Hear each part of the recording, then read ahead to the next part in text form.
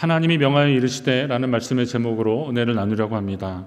어느 군부대의 지휘관이 요즘 간부들이 너무 물러터졌다고 부인들한테 쩔쩔매는 것 같다고 이런 생각이 들어서 요즘 교육도 할 겸 좀 뭔가 좀 따끔하게 일러주려고 연병장에 다 집합시켜 놓고 물어봤답니다. 나는 솔직히 아내가 말하면 꼼짝 못하고 무슨 말이든 잘 듣는다라고 생각하는 사람은 다 오른쪽으로 서고 그렇지 않은 사람은 왼쪽으로 서랬더니 웅성웅성 하더니 다 오른쪽으로 가더래요. 아유 그럼 그렇지. 근데 갑자기 한 간부 하나가 왼쪽으로 이렇게 가더래요. 그래서 그래 안 보였는데 아니 자네는 그럼 아내 말이라면 콧방귀도 안 끼나? 그랬더니 아침에 출근하는데 아내가 사람 많은데 가지 말라 그래서 이쪽으로 갔다고 했답니다. 하나님의 형상을 따라 지어진 사람은 하나님의 말씀을 듣고 따를 때 가장 안전하고 평안함을 누리게 됩니다. 아멘이십니까? 하나님의 형상을 따라 지음받았으니 하나님 닮았으니 하나님 말씀 듣고 행할 때 평안이 있고 기쁨이 있고 감사함이 있는 거예요. 그곳에서 힘을 얻게 되는 겁니다. 따라서 누구의 명령을 따르는지에 따라서 그 사람이 어떤 사람인지를 알 수 있습니다.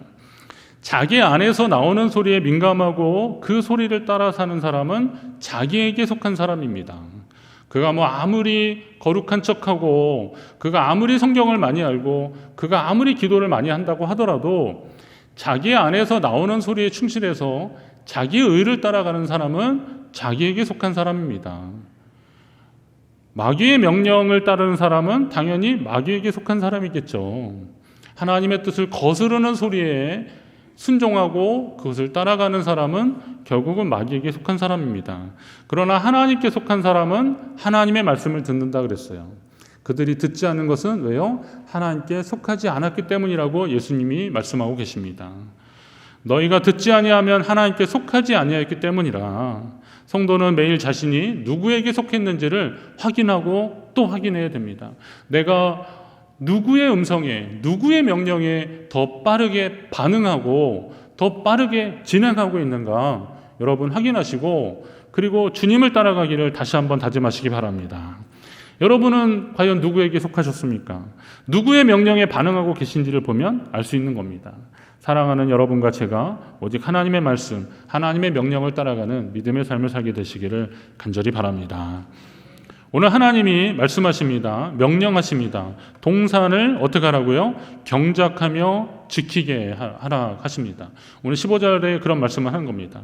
하나님이 아담에게 말씀하시는 거죠. 사람이라고 하는 건 그 당시는 아담이니까 아담에게 동산을 경작하고 지키라고 하십니다. 하나님 주신 에덴 동산에서 그 땅을 경작하고 지키라는데 에덴은 하나님이 인간에게 허락하신 아주 소중한 공간입니다. 그 에덴이 어디냐라는 것을 사람들이 좀 연구해보고 그랬는데 여기에 나오는 그 강이나 이런 지명들을 활용해서 보니까 지금의 한 이라크 어디가 아닐까. 그러니까 메소포타미아 문명이 발달된 저 티그리스 강과 유프라테스 강이 만나는 그쪽 지역이 아닐까 하고 말합니다. 그래서 바벨론 그리고 아브라함이 나왔던 갈대아 우르 할 때 우르 지역도 바로 저쪽입니다. 쿠웨이트 바로 위쪽. 지금은 이제 강이 저쪽 그 티그리스 강은 여기서 히데겔 강이라고 그러는데 티그리스 강은 저쪽 터키에 있는 그쪽에서 타우르스 산맥이나 이런 데서 흘러내려오는 그 눈들이 녹아서 강을 이뤄서 쭉 내려와서 페르시아만으로 흐르고 있습니다. 아마도 이쪽 지역이 에덴이 아닐까라고 하는데 중요한 거는 에덴의 위치보다는 에덴의 의미입니다. 에덴이 어떤 곳이냐? 원래 그냥 문자의 뜻으로 말한다면 평원 그런 것입니다. 나중에 그 구약 성경이 히브리어로 써 있는데 그것을 헬라어로 번역한 것을 70인역이라고 하는데요. 그 70인역에는 에덴에 대해서는 기쁨의 동산이라고 그렇게 번역을 했습니다. 그러니까 낙원이죠, 낙원. 기쁨의 동산, 낙원이 바로 에덴입니다. 주목할 것은 하나님이 인간에게 주신 처음 에덴의 상태인데 오늘 읽은 앞부분에 보면 오늘 읽은 말씀 저 앞에 보면 말씀보다 앞에 9절에 보면 하나님이 그 땅에서 보기에 아름답고 먹기에 좋은 나무가 나게 하셨다. 그래서 동산 가운데 생명나무와 선악을 알게 하는 나무도 있었다. 이렇게 말씀하십니다. 이런 상태를 말하고 있는 거죠. 그럼 에덴은 뭐가 있는 거예요? 보기에 아름답고 먹기 좋은 나무, 생명나무, 뭐 선악과도 있었죠. 선악을 알게 하는 나무도 있었습니다. 이런 것들이 많이 있었습니다. 에덴에는 이런 보기에 아름답고 먹기 좋은 실과들이 많았는데, 그런데 하나님이 아담에게 명령하시기를 동산을 경작하라고 말씀하십니다. 아니 그냥 가만히 둬도 철을 따라 열매 맺고 풍성한 곳이 에덴인데, 그런데 경작하라고 하는 것은 무슨 의미입니까? 경작의 의미를 좀 새겨봐야 되는데, 지난번 창세기 2장 5절 말씀을 나눌 때도 거기에 그 땅을 갈 사람이다, 그 땅을 갈 사람, 이게 경작하다라고 하는 히브리어 단어 아바드라는 이야기를 했습니다. 이 아바드라는 열심히 땀 흘려 수고하고 일하는 겁니다. 섬기다 뭐 이런 뜻도 있습니다. 그러니까 일하고 봉사하고 섬기고 시중든다, 이런 말들이 아바드라는 말인데, 이 땅에 대해서 그러한 의무를 다하라고 말씀하시는 겁니다. 이미 아름답고 풍성하게 많이 주셨는데 여기에 뭘 더 얻으라고 거기에서 땅을 막 경작해야 될까요? 경작이라는 의미는 더 많이 거두려고 인간적으로 애를 쓰는 것보다 하나님이 우리에게 허락하신 자리에서 열심히 땀 흘리며 일하는 자의 삶을 살라고 주님이 말씀하신 것입니다. 사람들은 땀 흘려 수고하는 것을 타락의 결과, 저주와 형벌로 그렇게 착각하고 오해합니다. 하지만 경작하는 일은 타락 이전에 주신 하나님의 명령이라는 거예요. 이 아바드라는 말은, 아바드 이 일은 타락하기 이전에 하나님이 에덴에서부터 주셨던 명령이라는 거예요.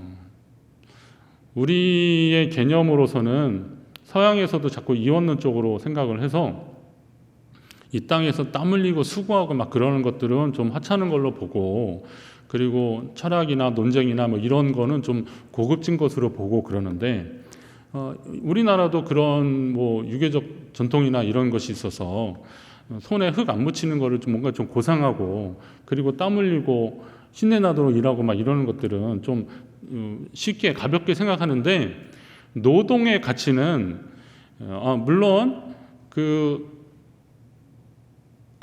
생각하고 일하고 행정적인 업무를 보는 것을 다 포함하는 것을 노동이라고 얘기하는 겁니다.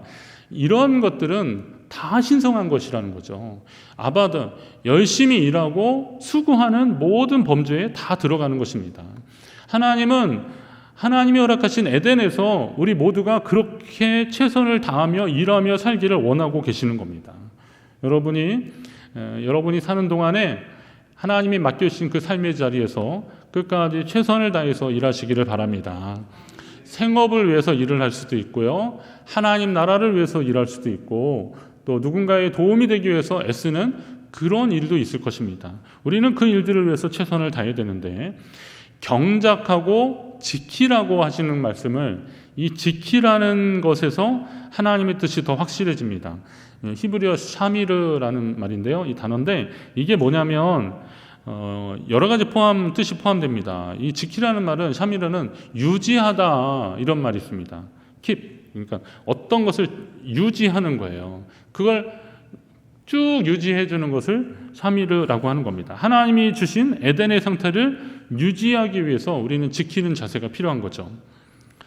얼마 전에 산불 예방 펴봤는데 거기 그렇게 써 있더라고요. 키우는데 30년, 사라지는데 30분. 예. 나무 키우는데, 숲을 이루는데 한 30년 걸리는데 이거 없어지는데 30분도 채 안 걸리는 거죠. 뭐 30년만이겠습니까? 100년, 300년 된 것도 사라지는 데는 채 30분도 안 걸릴 겁니다. 그것은 우리가 경작하는 것도, 심는 일도 중요하지만 잘 지키고 보존하는 것도 중요한 일이라는 거죠. 하나님은 샤미르, 그러니까 아바드와 함께 샤미르, 그것을 잘 지키라, 보존하라 라고 우리에게 명령하고 계십니다. 에덴뿐만이겠습니까? 우리의 삶의 자리를 잘 보존하고 지키는 여러분 되시기를 바랍니다. 여러분의 마음을 지키십시오. 그리고 여러분의 삶의 영역을 지키십시오. 이것이 믿음의 영역이라면, 하나님이 역사하시는 믿음의 영역이라면 우리는 이것을 잘 지켜야 되는 겁니다. 여기 들어오지 말라고, 여기는 내 영역이라고만 하지 마시고, 마스크 쓰는 시대를 살고 있으니까요, 누군가에게 가까이 가는 것도 부담이 되더라고요. 요즘 엘리베이터 타면 안 그래도 막 어쩔 줄 몰랐는데 다 뒤에 보고 간단히 그냥 인사만 잠깐 하고, 그리고 그냥 다 말 한마디 하는 것도 조심스럽고, 제가 처음에는 그 아파트 엘리베이터에 익숙하지 않아가지고 떠들었는데요, 저를 힐끗힐끗 쳐다보더라고요. 안 되겠더라고요. 그래서 좀 조심해야겠다는 생각이 들었습니다. 이런 시대인데 내 영역에 들어오지 말라, 이런 차원의 지킴이 아니라는 거죠. 하나님이 허락하신 삶의 자리, 이 자리가 믿음의 자리라면 이걸 잘 지킬 명령을 우리는 하나님께 받은 것입니다. 여러분 더 잘 지키시기 바랍니다. 그리고 그 에덴에서 하나님 주신 명령이 뭐냐면, 그곳에 있는 열매는 내가 임의로 먹으라. 임의로 먹으라, 이 단어가 재밌는데 이건 뭐냐면 마음껏 먹으라라는 그런 의미도 되는 겁니다. 동산에 있는 각종 나무의 열매는 내가 마음대로 먹으라. 킹 제임스 버전으로 보면 자유롭게 먹으라, 이런 표현입니다. 이걸 자유롭게 먹으라는 거예요. 마음껏 먹으라는 거예요. 이건 그러면 먹으라는 거는 명령이기도 하지만 하나님이 우리에게 주신 자유더라고요. 이 에덴 동산에서 하나님이 허락하신 것을 마음껏 누리라라는 말씀이죠. 그 안에는 먹는 것이 포함되는 겁니다. 까다로운 음식 정결법 같은 것을 지키면서 먹으라는 것도 아니에요. 그럴 필요도 없어요.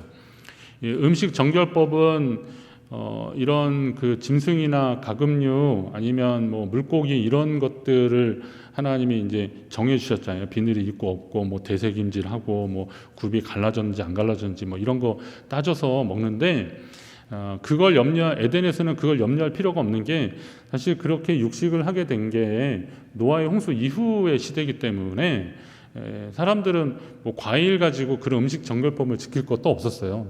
그러니까 가뜩이나 에덴에서는 마음껏 먹고 누리라는 거예요. 하나님이 그렇게 허락하신 것입니다. 아마도 여기 생명나무도 있었으니까 그것도 뭐 자유롭게 먹었을 것입니다. 그런데 혹시 성경을 읽으면서 하나님이 어떤 음식을 드셨다는 표현을 보신 적 있으십니까? 하나님이 뭘 맛있게 잡수셨다, 뭐 드셨다, 이런 표현 있습니까? 제사를 드렸을 때 하나님이 제단의 불로 응답하셨다, 아니면 뭐 향기를 흠양하셨다, 이런 표현들은 봤어도 하나님이 우리가 드린 제물을 맛있게 드셨다 이렇게 하지는 않습니다. 그런 표현들은 보지 않았습니다. 이것은 하나님과 이방신들의 결정적인 차이입니다. 하나님은 제사를 받으실 때도 제물보다는 제물을 드리는 사람의 정성을 보십니다. 어렵고 가난한 사람들이 희생의 제사를 드릴 때는 비둘기도 가능하도록 하나님이 특별히 배려해 주셨습니다. 그러니까 하나님이 원하시는 제사는 제물을 많이 쌓아두고 화려하게 풍성하게 그렇게 과시하면서 드리는 제사가 아니라 겸손히 자기의 죄를 고백하고 은혜와 긍휼을 구하는 것이 하나님이 원하시는 진정한 제사의 모습입니다. 그러나 이방 제사는 그렇지 않습니다. 이방 제사는 화려하고 풍성하게 해놓고 그리고 그것을 먹고 즐기는 것으로 끝을 내는 거잖아요. 제가 인천의 그 화수동 그쪽에 어릴 적에 살았는데 지금은 가보니까 그거 없어졌더라고요. 수문통 시장이라고 있었습니다. 그 복개한 시장인데 거기에는 이런저런 물건들을 많이 팔았는데 특히나 돼지 머리를 많이 팔았습니다. 가서 봤더니 제 기억으로는 그 당시 기억으로 돼지 머리가 한 5,000원이 채 안 됐는데 어떤 건 3,000원이고 어떤 건 5,000원인 거예요. 그래서 이 차이가 뭔가 그랬더니 어떤 게 5,000원일까요? 씩 웃는 돼지는 5,000원이라는 거예요. 그러니까 그거는 어떻게 되는 거예요? 고사상에 가는 거고 그냥 시무룩하게 죽은 돼지들은 그냥 편육으로 먹는 거예요. 그러니까 그건 싸고 이건 비싼 거예요. 그래서 어른들이 하는 말을 들었어요. 돼지도 웃고 죽으면 비싸다고. 그렇게 제사 지내고 그리고 나서 먹는데 그들의 신들이 먹지 못한다는 것은 그들도 알았습니다. 그러나 그냥 먹긴 그러니까 제사 지내고 그거 먹는 거예요. 먹는 걸 목표인 거예요. 그러니까 제사보단 제밥에 더 관심이 많았던 거죠. 그러나 하나님 제사는 그렇지 않았습니다. 하나님 제사는 하나님이 뭘 잡수시기 위해서 바치라 그런 것도 아니었고, 기본적으로 하나님께 드리는 제사는 완전히 태워드리는 번제였고, 그리고 특별한 목적을 따라서 드린 제사는 나눠주긴 했는데, 그러나 기본적으로는 그 제단에서 나온 것들은 그 뜰 안에서 제사장이나 레위인들이 먹게 되어 있었습니다. 먹는 것도 기준이 있었어요. 거룩한 자들이 먹는 거예요. 하나님이 주신 것은 거룩한 장소에서 거룩한 자들이 먹는 겁니다. 그런 대목을 우리가 많이 볼 수 있습니다. 레위기 6장 26절에 보니까 죄를 위하여 제사 드리는 제사장이 그것을 먹되 해막들 거룩한 곳에서 먹을 것이다 그랬습니다. 7장에도 그런 얘기 계속 나옵니다. 하나님이 주신 것은 거룩한 곳에서 먹어라 그렇게 얘기하십니다. 그러니까 이제 기본적으로 이런 제물들은 제사장이 먹게 되어 있고, 또 화목제나 이런 것들은 제주한테 줘서 이렇게 동네 잔치하고 그랬는데, 그런데 잘 성경을 읽다 보면 뜻밖의 얘기가 나옵니다. 다윗이 사울왕에게 쫓기면서 일행들과 함께 노비라고 하는 지역에 갔는데, 그때 정말 뭐 배고파서 쓰러지기 일보 직전이었죠. 그래서 거기 그 제사장 아히멜렉한테 우리에게 좀 먹을 것 좀 달라 그랬더니 마침 우리 아무것도 없다. 그런데 그 하나님의 전에 드렸던 진설병이죠. 그거 여기 내온 거 있는데 그거라도 주겠다 그러면서 그걸 먹고 살아납니다. 아니 그러면 그 거룩한 곳인데 그거는 제사장만 먹을 수 있었는데 그걸 다윗 일행이 먹었다면 이거 좀 이상하잖아요. 다윗과 그의 일행들은 뭐 유다 지파를 중심으로 모였던 사람들인데 레위인 근처도 안 갔던, 레위 지파는 근처도 안 갔던 사람들일 텐데 그걸 먹고 있으니 그럼 하나님 말씀하고는 좀 다른 거 아니에요? 그런데도 하나님이 이것을 용인하셨다는 근거는 뭐냐면, 예수님이 안식일 규정 얘기하시고 논쟁하실 때 이 이야기를 예를 들은 거 보면 하나님이 이것을 인정했다고 볼 수 있는 거죠. 그럼 이제 하나님의 정신은 뭐냐? 거룩한 곳에서 먹는데 쫓기는 자, 배고픈 자, 생명의 위협을 받는 자에게는 그 규정에 예외라도 좀 주려고 하는 게 하나님의 마음인 거죠. 대신에 제사장은 비록 아닐지라도 노베 제사장이 그런 얘기하는 거죠. 이건 그래도 거룩한 사람이 먹어야 되는데 당신도 이거 먹을 수 있겠냐? 그러니까 다윗이 그러는 거예요. 무슨 소리냐? 우리가 지금 쫓긴이라고 며칠을 이렇게 쫓긴이라고 거기 표현대로면 여자를 가까이 하지 않았다. 뭐 이런 것도 있고, 하여튼 나름대로 우리가 하나님 보시기에 흠이 없다 이런 얘기를 하는 겁니다. 이런 대목들을 잘 보면 결국은 뭐예요? 하나님이 주신 것을 하나님이 허락하신 거룩한 장소에서 먹더라도 우리의 마음을 살피고 또 우리의 영혼을 살피면서 하나님 안에서 그것을 먹을 때 이게 기쁨이 되고 감사함이 된다는 것입니다. 하나님이 우리에게 허락하신 삶에 많은 것들이 있어도 그런 것을 하나님 아버지의 마음을 알고 거룩함을 전제로 그것을 먹고 마시는 자가 주 안에서 복된 자라는 사실을 여러분 믿으시기 바랍니다. 하나님이 주신 것을 마음껏 먹을 수 있는 자격은 계급이나 신분이 아니라 거룩함이더라고요. 여러분이 하나님 보시기에 합당한 자 되어서 주신 열매를 마음껏 먹을 수 있기를 주의 이름으로 축원합니다. 그리고 먹는 거는 본능에 가깝습니다. 먹는 건 본능이에요. 아기들 한번 봐보세요. 태어나가지고 막 우는 애라도요, 또 조금 있다가 젖병을 물리거나 그러면 얘가 그걸 어디서 배웠는지 그거를 막 정말 죽으라고 먹더라고요. 얼마나 먹는지 막 숨이 차가지고 이러다가 막 살이 걸려서 죽을 정도로 그렇게 먹더라고요. 야, 이걸 누가 가르쳐 줬을까? 먹는 건 본능이에요. 본능에 가깝습니다. 그러면 굳이 하나님이 이 동산 나무 열매를 마음껏 먹어라 라고 명령할 필요도 없으셔요. 그런데도 하나님이 이 선악을, 그러니까 이 열매들을, 모든 좋은 실과 열매들을 먹으라 라고 하신 이유는, 명령하신 이유는, 굳이 먹으라고 명령하신 이유는 그 다음에 오는 명령 때문이라는 것을 알게 됩니다. 그건 뭐냐면 선악과 선악을 알게 하는 나무의 열매는 먹지 말라라고 하는 말씀 때문에 그런 겁니다. 다른 것은 다 먹어도 선악을 알게 하는 나무의 열매는 먹지 말라고 하나님 말씀하십니다. 얼마 전에 경기도의 한 유명 갈비집에 폐기해야 되는 고기를 소주하고 뭐 이렇게 양념하고 이렇게 처리를 해서 손님상에 내놨대요. 이게 이제 뭐 잠입 보도를 해가지고 이게 방송이 된 거잖아요. 뭐 난리가 났습니다. 굉장히 유명한 집이거든요. 그 집은 본점은 아니고 다른 집인데 저는 본점에 가서 먹어봤던 사람인데 꽤 유명한 집이에요. 경기도 그쪽 북쪽에 가면 거기 웬만하면 다 들르고 그럽니다. 해도 너무한다. 그러니까 자기들 표현은 그걸 빨았다고 하는데 아니 버려야 되는 것들을 그렇게 해가지고 손님상에 올려놓은 거예요. 그럼 만약에 주인이 이거 아깝다 그러면서 자기가 그렇게 해 먹었으면 뭐 뉴스에 나올 것도 없을 겁니다. 그냥 그걸 먹었어 그리고 말았을 텐데 그거를 돈을 받고 손님상에 내놨으니까 이게 문제가 되는 거죠. 인간에게 있어서 음식은 굉장히 예민합니다. 그리고 그런 소식을 접한 사람들은 광분하는 겁니다. 내가 먹지 않았어도 내가 그 집 가서 그거 사 먹지 않았어도 그렇게 팔았다는 사실만 듣고도 그 사실에 화가 나는 거죠. 왜 그럽니까? 음식이 그만큼 예민한 것이기 때문에 그렇습니다. 음식이 몸 안으로 들어가면 그건 일단 음식에서 바로 내가 되는 겁니다. 제가 시연을 하겠습니다. 물을 먹겠습니다. 이 물은 제가 이거 새로 갖다 놓은 거기 때문에 제가 안 먹으면 누구든 그냥 다 먹을 수 있을 겁니다. 일단 뭐 와서 드시기가 좀 민망하겠지만 다 먹을 수 있습니다. 이 물은요. 근데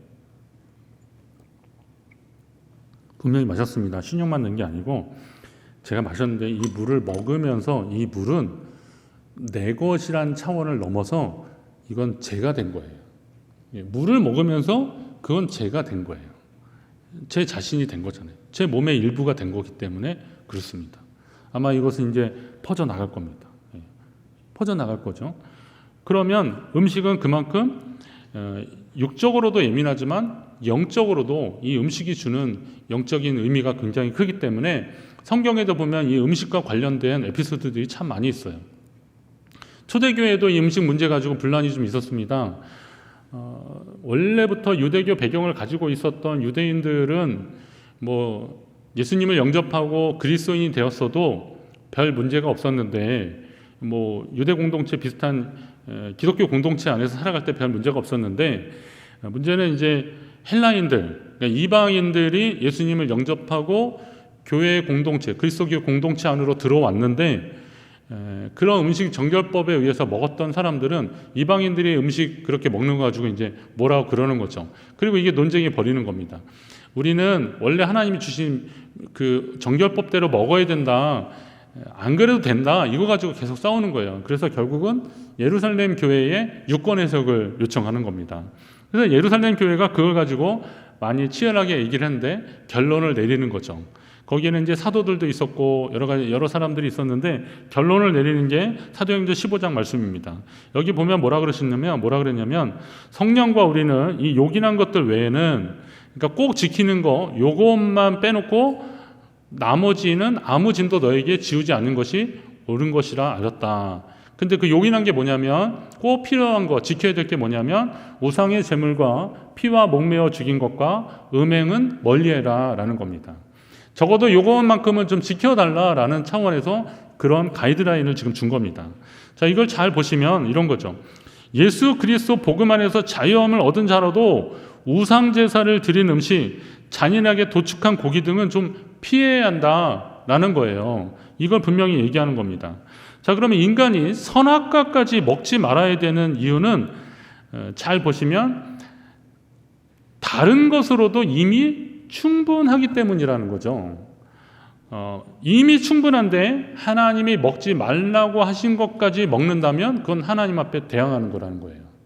만약에 하나님이 에덴에 다른 먹을 것도 없는 상황에서 선악과 하나 있는데 너네 이거 먹으면 죽는다, 반드시 죽는다 그러면 하나님이 참 야속하죠. 너무하시죠. 아니 먹을 건 그거 하나밖에 없는데 이것조차도 먹지 말라 그러면 하나님 좀 너무하신 거 아닙니까? 이렇게 제가 대표로 가서 말씀드릴게요. 그런데 하나님이 이미 다른 것으로 충분하게 풍성하게 주셨어요.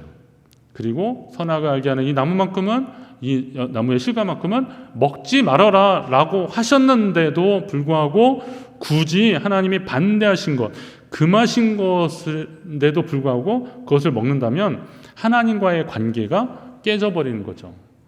피조물이 창조주 하나님께 도전하는 것이 되는 겁니다. 선악과를 먹으면 죽는다고 했는데 그렇게 했다면 하나님과의 관계는 어떻게 되는 거고, 그는 과연 아까 처음에 말씀한 대로 누구의 명령을 따르며 누구에게 속한 자입니까? 그는 하나님께 속한 자가 아니라는 게 분명한 거고, 결국은 자기의 의로 살아가는 사람은 결국 어떻게 되겠어요? 죽는다는 거예요. 창세기 설교 중에 경계를 정하신 하나님에 관한 말씀을 나눌 때도 제가 이 부분을 좀 강조했는데요. 경계를 통해서, 여러분, 이 경계를 통해서 우리는 하나님의 창조 질서와 섭리를 알고 순종하도록 살게 되어 있습니다. 이 코로나19도 이 경계의 차원에서 좀 해석하고 접근하면 우리가 여러 가지 하나님 깨달음을 주시더라고요. 원래 코로나 바이러스는 사람에게 감기를 일으키는 흔한 바이러스의 일종 같은 것들입니다. 이러한 사람 코로나 바이러스는 오랫동안 이렇게 좀 우리 주변에 있으면서 이게 진화하고 적응해 나가면서 감기 같은 그 어떤 경증으로 이렇게 지나가거나, 좀 약한 사람들은 좀 고생하지만 그래도 이것 때문에 치명적으로 잘못되고 그러지는 않게 그냥 넘어가는 겁니다. 그러나 이번에 발생한 코로나19는 동물에서 사람으로 바로 넘어온, 이거 이제 전문 용어로 보니까 종간 장벽을 넘어온 인수 공통 감염 바이러스라는 거예요. 그러니까 동물이 있는 그 DNA 그 바이러스 그 구조가 사람에게 넘어와서 같이 동물이 그걸로 애쓰는 것, 그걸로 고생하는 것만큼이나 우리에게, 어쩌면 그 동물한테는 큰 문제가 없는데 사람한테는 그 변종으로 인해서 고생을 하게 한다는 거예요. 원래는 이 종간 그러니까 종간 장벽을 넘어오는 이런 바이러스는 사람에게 위협적이지 않은 겁니다. 요즘 뭐 조류독감이나 돼지콜레라 뭐 이런 것 때문에 여러분 돼지콜레라 옮아가지고 잘못되고 그런 분들 보신 적 없잖아요.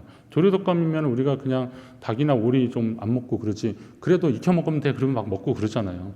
뭐 그것 때문에 큰 문제가 되지 않습니다. 그런데 지금 문제가 되는 것은 인수 공통 감염 바이러스라는 거죠.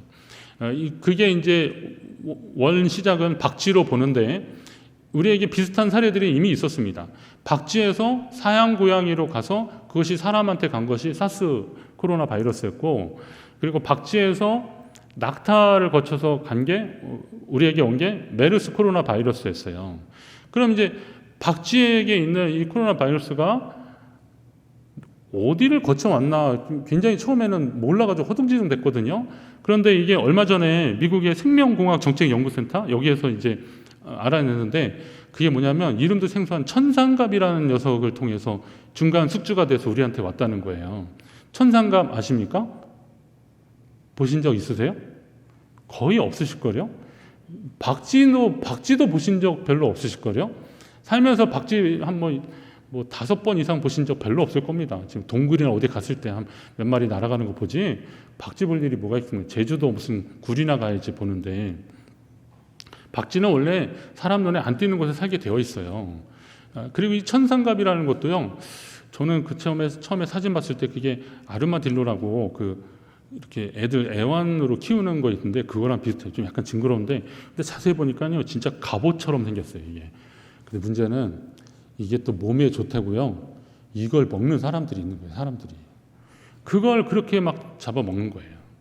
그러니까 직접적으로는 문제가 없는데 그것이 사람에게 들어가면서 변이가 되고, 그리고 그게 사람이 가는 겁니다.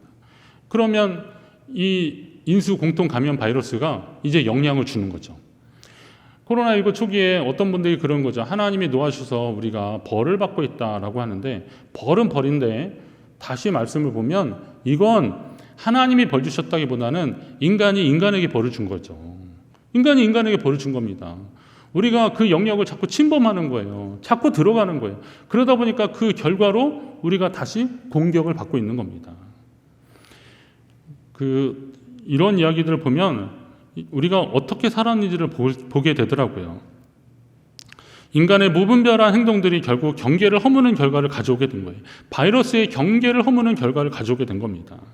사람들이 정복하고 다스리라는 명령을 오해하고 경계를 침범한 결과가 이렇게 나타난 겁니다.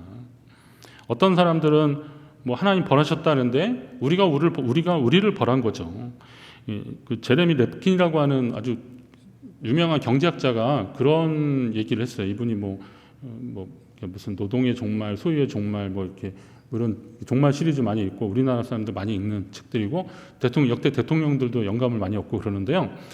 그런 게 있더라고요. 보니까 1900년대 초반에는 우리 인간이 지구 영역의 한 14%를 활용해서 살았대요.